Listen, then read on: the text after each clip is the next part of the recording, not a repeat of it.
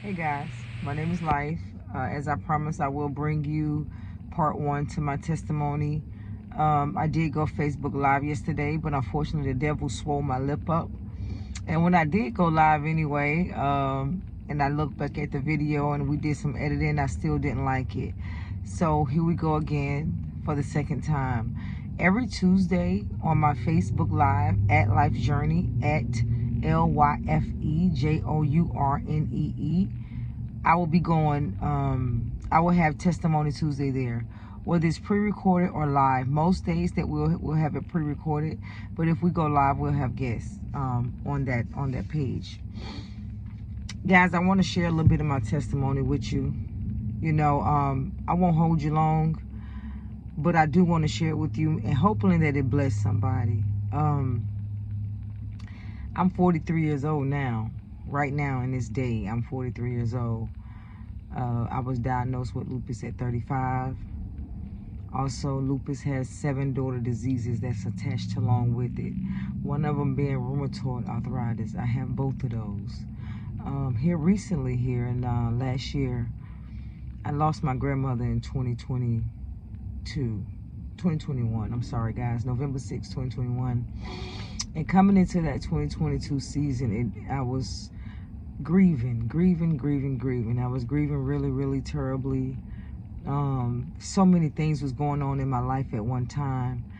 I had family members that turn on me, and not really turn on me because they never really mess with me like that. Sometimes we get caught up in thinking that because we family, that holds us some kind of regard in somebody's life. It doesn't, you know, and I won't give them any air because they're not important. This is not about them. Neither do I care. I didn't succumb to any of that stuff that they tried to throw against me, because God has already, He already made way for me with that. I can't always say that the flesh didn't almost take over, because it did, but because I live in the spirit and I have a higher level of thinking, I was able to elevate past that kind of stuff, you know. But however, guys, I do want to share with you grieving. And I want to share with you the places that sometimes it'll take you. Losing my grandmother made me literally sick to my stomach. Not only that, I got physically sick because I'm already dealing with ailments. And that caused me to go into a place.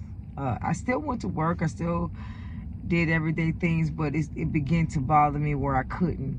Just last year here in October, I was sick. I tried to get through it. November, I tried to get through it. In December, I was hospitalized for the first time with this thing here. In December, I had a real bad flare. Not only on top of the flare that I had influenza B, that I was diagnosed with the flu, a real bad version of the flu. I've never had the flu in my life. God had been taking me through a test, guys. God had begun to test me, and He tested me through my health. He tested me through my faith. And He also sent me through a place of grieving so that I may learn how to heal and grieve the right way, because the way I was grieving was not the right way. It was so unhealthy. I was shutting down. I was isolating, and I wasn't getting it out like I should have been getting it out. You know, a lot of us don't take therapy because somewhere in our head we think we can figure it out, but everybody don't have that. And if you don't have that, I would advise that you either lean in on God or go get you some therapy, guys, because I'm here to tell you that going through that last grieving stage here recently with my granny, it almost took me out. I lost my mother when I was 27. I lost my brother about 7 years ago here, 8 years ago here. And I've lost my firstborn nephew. I also lost my grandfather. So I lost my top 5, guys.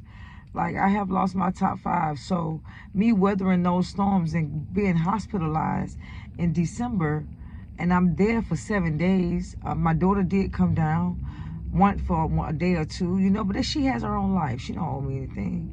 You know, she has her own life in Savannah, and I can't require her to stop what she's doing to come see about me.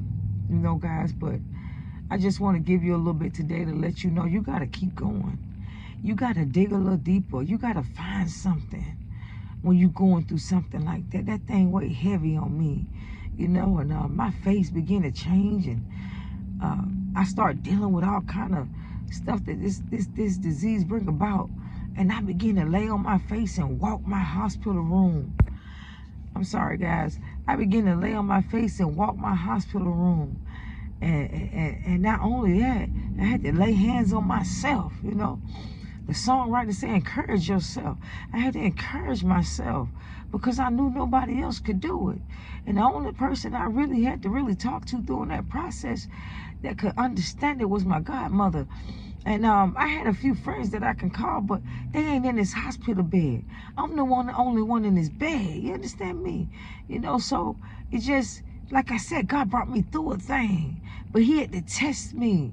He started testing my friends around me. He started testing my circle. He started testing my decisions that I was making. He started testing the people that I was poured into. And then he started allowing me to see the hearts of them and the minds of them, and just not the physical or the history behind them. I was able to start shedding some people, letting them go, releasing attachments, because I had realized in this season that it was just me and him walking this walk. Just me and God. Guys, I believe true purpose is birthed through pain and passion. True purpose is when God has called you to do a thing and he set you apart, he has chosen you to do a thing, you will see it through. If you don't, then nobody will.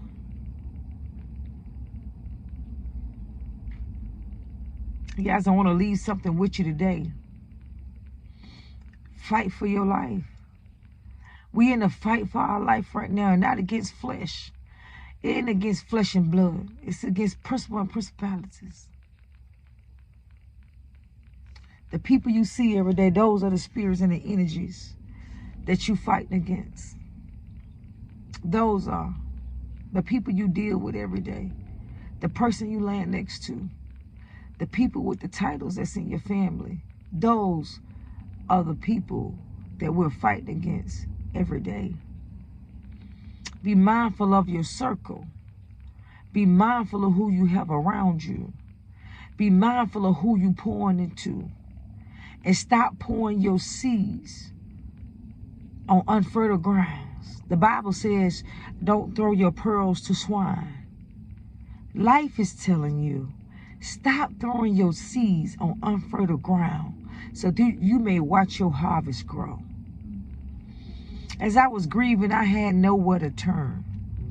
When I grieved my mother, my family played with it as if I wasn't supposed to grieve my own mother because she raised the rest of the family. The disrespect. Remove yourself from people who doesn't honor that. Remove yourself. We all deserve to get what we give. And if you're not getting that in your relationship, in your family ship, in your job ship, in your friendships, then it's time for you to ship them out of your life. Okay? This is Life Journey. Part 2 to my testimony is coming. Every Tuesday, Facebook, you will have Testimony Tuesday. And I know today Wednesday. But that's because the devil was busy yesterday, but he won't stop what God has already ordained.